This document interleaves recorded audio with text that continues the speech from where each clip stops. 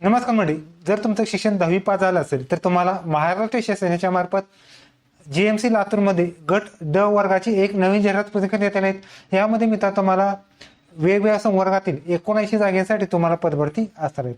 त्यासाठी मित्रांनो हा फॉर्म तुम्ही ऑनलाईन स्वरूपाचा फॉर्म भरायचा आहे। बाकी संपूर्ण माहिती आजच्या व्हिडिओमध्ये आपण पाहणार आहोत। व्हिडिओ शेवटपर्यंत नक्की पहा। व्हिडिओला लाईक करा, चॅनलला सबस्क्राईब करून बेल नक्की दाबा। आजचा सुरू करूया। ओके तर मित्रांनो, या ऑफिशियल वेबसाईटची लिंक डिस्क्रिप्शन बॉक्समध्ये मिळून जाईल। यामध्ये मित्रांनो तुम्हाला यामध्ये जी PDF आहे ते आपल्या टेलिग्राम चॅनलवरती सुद्धा अवेलेबल आहे। टेलिग्राम चॅनलला नक्की जॉईन करा। यामध्ये जर बोललं तर तुम्हाला महाराष्ट्र शासनाच्या मार्फत विलासराव देशमुख शासकीय वैद्यकीय महाविद्यालय लातूर यांच्यामध्ये एक नवीन जाहिरात प्रसिद्ध करण्यात आलेली आहे।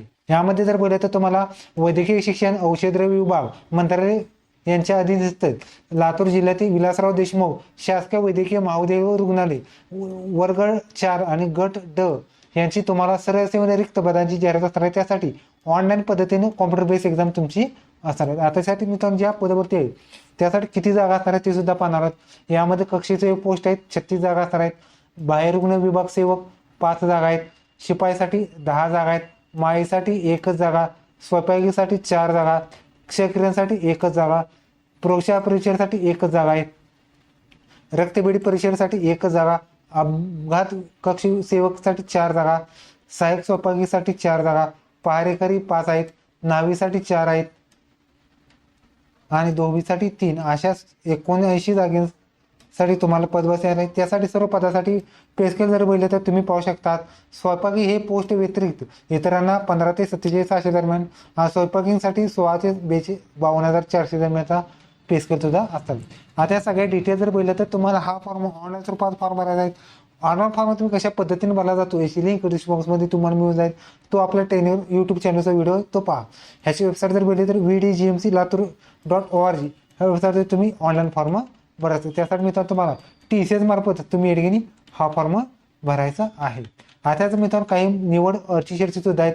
पदसंख्येमध्ये किंवा आरक्षणामध्ये संबंधित वाढ झाल्यास त्याचे जे वेगवेगळे अपडेट असतात ते शासनानुसार असणार आहेत। त्याचे जे अधिकार वगैरे असतात त्यासाठी शासनाच्या मार्फत केले जाणार आहेत। त्याचबरोबर महिला डोमासेल असेल तरी सुद्धा तुम्ही या ठिकाणी हा अर्ज करता येणार आहेत। त्याचबरोबर विजा अंटी ब, क आणि ड ह्या प्रवर्गातील आरक्षित उमेदवार न आल्यास जी जागा ओपनमध्ये वर्ग होणार आहे। त्याचबरोबर एखादे विद्यार्थी कॅटेगरी असेल कास्ट तर त्यांना कास्ट सर्टिफिकेट व्हॅलिडिटी सुद्धा करून घ्यायची आहे। त्यासाठी मित्रांनो जे आरक्षण असणार ते सर्वसाधारण समांतर आरक्षण सुद्धा असणार आहेत। म्हणजे गट ड साठी जे आरक्षण असतात ते सुद्धा आरक्षण असणार आहेत। म्हणजे खेळाडूंचं आरक्षण आहे, दिव्यांगाचं आरक्षण आहे, अनाथांचं आरक्षण आहे, माईसैनिक आरक्षण आहे, प्रकल्पग्रस्त आरक्षण आहे, भूकंपग्रस्त आरक्षण आहे, अंशकालीन पदवीधर आरक्षण आहे, अशी सगळी आरक्षण असतात। यासाठी शैक्षणिक अर्हता जर बोलले तर 20/8/2026 रोजी शैक्षणिक अर्हता फक्त 10वी पास असणं आवश्यक राहणार आहे आणि मराठी भाषेचं नॉलेज सुद्धा तुम्हाला लागणार। त्याचबरोबर जे माजी सैनिक असतात त्यासाठी जर 10वी नसेल तर तुम्हाला आर्मी स्पेशल सर्टिफिकेट सुद्धा तुम्हाला लागणार आहे। आता यासाठी मी पात्रता बोलले तर भारतीय नागरिकत्व आवश्यक राहणार आहे। वयोमर्यादा जर बोलले तर वयोमर्यादा असणार आहेत 20/8/2026 रोजी कॅल्क्युलेट केले जाणार आहे। त्यासाठी जर ओपनसाठी वयोमर्यादा 18 ते 38 वर्षापर्यंत तुम्ही अर्ज करायचा आहे। जर मागासवर्गीय असेल तर तुम्हाला 43 वर्षापर्यंत तुम्ही अर्ज करायचा आहे।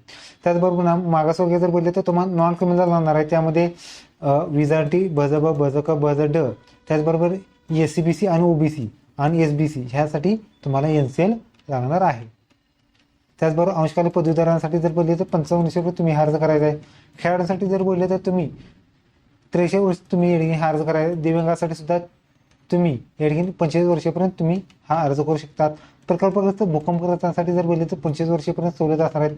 माजी सैनिकांसाठी वयोमर्यादा बोलली तर रिटायरमेंट नंतरची 3 वर्षापर्यंत आणि जास्तीची 25 वर्षापर्यंत तुम्ही माजी सैनिक दिव्यांगासाठी हा अर्ज करू शकता। यासाठी मित्रांनो जे परीक्षा शुल्क असतात त्यासाठी जर बोलले तर तुम्हाला जे पोस्ट असणार आहेत गट ड संवर्गातील सर्व सेवा पोस्ट असणार आहेत। त्यामध्ये जर बोलले तुम्ही पाहू शकतात मराठी आहेत 25 प्रश्न 50 गुण, इंग्रजी 25 प्रश्न 50 गुण, सामान्य ज्ञान 25 प्रश्न 50 गुण, अंकगणित बुद्धिमत्ता 25 प्रश्न 50 गुण असे जर बोलले तर तुम्हाला TCS मार्फत पॅटर्न असणार आहेत। त्यामध्ये 100 प्रश्न 200 गुणाची एक्झाम असणार आहेत।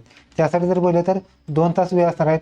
यामध्ये सविस्तर तुम्हाला अभ्यासक्रम असणार आहेत। यामध्ये अभ्यासक्रम मराठी असेल तर त्यासाठी काय लागणार आहे, इंग्रजी असेल सामान्य ज्ञान, भूगोल, इतिहास, भूगोल, अर्थव्यवस्था, चालू घडामोडी, राज्यशास्त्र, सामान्य ज्ञान, यायचं आणि अंकगणित बेरीज वजाबाकी टक्केवारी सुद्धा तुम्हाला असणार आहे. आता परीक्षे स्वरूप जर बोललं तर तुम्हाला कॉम्प्युटर बेस एक्झाम असणार आहेत. यामध्ये मित्रांनो जर बोललं तर तुम्हाला एका प्रश्नात 2 मार्क तुम्हाला असणार आहेत आणि निगेटिव्ह मार्किंग नसणार आहेत, मात्र नॉर्मलायझेशनची प्रोसेस असणार आहेत. आता यासाठी मित्रांनो जर बोलले तर तुम्हाला शास्त्र निर्माणानुसार तुम्हाला एकूण गुणाच्या 85% तुम्हाला गुण मिळवायचे आहेत, म्हणजे किमान 90 मार्क तुम्हाला मिळवायचे आहेत आणि त्यानुसारच तुमची कॅटेगरी वाईज मेरिट लिस्ट लावली जाणार. आता यासाठी जर बोललं तर कॉम्प्युटर बेस एक्झाम असणार आहेत, TCS मार्फत नॉर्मलायझेशनची प्रोसेस असणार आहे. आता यासाठी TCS मार्फत असल्यामुळे तुम्हाला काही डॉक्युमेंट्स सुद्धा अपलोड करायचे आहेत. यामध्ये डॉक्युमेंट जर बोलले तर तुम्हाला नावातील बदल झाले असेल, 10वी प्रमाणपत्र, शैक्षणिक अर्हता, EWS असेल, त्याचबरोबर नॉन क्रिमिनल, पात्र दिव्यांग माजी सैनिक असेल, माजी सैनिक अपंग वगैरे असेल त्याचं सर्टिफिकेट, खेळाडू असेल, प्रकल्पग्रस्त, भूकंपग्रस्त, अंशकाली पदवीधर, SSC मध्ये नावात बदल असेल त्याचं सर्टिफिकेट, अराखीव महिला, EWS, खेळाडू, माजी सैनिक, प्रकल्पग्रस्त, भूकंपग्रस्त किंवा इतर जे समाज आरक्षण घेणार त्याचं सर्टिफिकेट आणि मराठी भाषेचं नॉलेज सुद्धा तुम्हाला अपलोड करायचं आहे.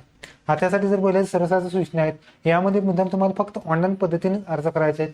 vdgmclatur.org हे वेबसाईटवर तुम्ही ऑनलाईन अर्ज करायचे. त्याचबरोबर ऑनलाईन अर्ज सादर केल्यानंतर परीक्षा शुल्क घेतले जाणार, त्यानंतरच तुमचा फॉर्म सबमिट केला जाणार. परीक्षा केंद्र जर बोलले तर तुम्हाला ऑनलाईन पद्धतीनं या ठिकाणी एक्झामच्या सेंटर 3 एक्झाम सेंटर तुम्हाला द्यायचे आहेत. त्यापैकी 1 एक्झाम सेंटर मिळणार आहेत. परीक्षा केंद्र तुम्हाला बदलण्यात येणार नाही. त्याचबरोबर जर बोलले तर तुम्हाला परीक्षेचं नाव असणार आहेत, गट ड वर्ग सक्षम 4 असणार आहेत. परीक्षा फी जर बोलले तर तुम्ही ओपनसाठी 1000 रुपये फी आहे, EWS आणि इतर कॅटेगरीसाठी 900 रुपये तुम्हाला फी असणार आहे. यासाठी जर बोलले तर तुम्हाला माजी सैनिकांसाठी 900 रुपये फी असणार आहे आणि एक्झाम फी नसणार आहेत. सर्व पदासाठी जर बोलले तर तुम्हाला जी फी आहे ती 900 रुपये तुम्हाला असणार आहेत. ही फी ऑनलाईन पद्धतीने असणार आहेत. ही fee debit card, credit card, net banking किंवा UPI थ्रू तुम्ही फी भरू शकता. आता यासाठी ऑनलाईन अर्ज बघितला तर तुम्हाला 28/8/2024 पासून ते 10/9/2024 पर्यंत तुम्ही हा अर्ज भरू शकता. त्याचबरोबर 10/9/2024 पर्यंत पेमेंट सुद्धा करू शकतात. ऑनलाईन अर्ज बघितला तर तुम्हाला vdgmclatur.org हे जर तुम्ही हा फॉर्म ऑनलाईन स्वरूपात भरू शकता. आता मित्रांनो तुम्हाला परीक्षेचे स्वरूप सुद्धा नेण्यात आले आहे. त्यामध्ये मराठी, इंग्रजी, GK आणि IQ असणार आहेत. यामध्ये ग्रुप A मध्ये 5 प्रश्न, 7 प्रश्न, 6-7 असे 25 प्रश्न असणार आहेत. ग्रुप A मध्ये 25, B मध्ये 25, C मध्ये 25 आणि D मध्ये 25 असं स्वरूपात तुम्हाला असणार आहेत. त्याचबरोबर प्रत्येक जे हे असतात म्हणजे ग्रुप असतात त्यानुसार 30-30 मिनिटाचा तुम्हाला टायमिंग सुद्धा असणार आहे. आता यासाठी मित्रांनो ज्या जागा असतात त्या जागा जर बोलल्या तर तुम्हाला आरक्षण असणार आहेत, म्हणजे एकूण जागा 36 असणार आहेत. हे कक्षी सेवकसाठी असणार आहेत. त्यापैकी तुम्हाला वाटून जागा येणार आहेत. सर्वसाधारणसाठी महिला, दिव्यांग, माजी सैनिक, खेळाडू, अनाथ, अंशकाली पद्धतीने भूकंपग्रस्त, प्रकल्पग्रस्त असणार आहेत. त्याचबरोबर जातीसाठी जमाती, विजा, बजब, बजक, बजड, SBC, OBC, EWS आणि SCBC आणि ओपनचं आरक्षण असणार आहे. त्यामुळं तुम्ही फॉर्म भरत असताना तुम्हाला व्हर्टिकल आरक्षण बघायचं आहे आणि हॉरिझॉन्टल अशा दोन्ही स्वरूपात तुम्हाला आरक्षण बघूनच तुम्हाला हा अर्ज भरायचा आहे.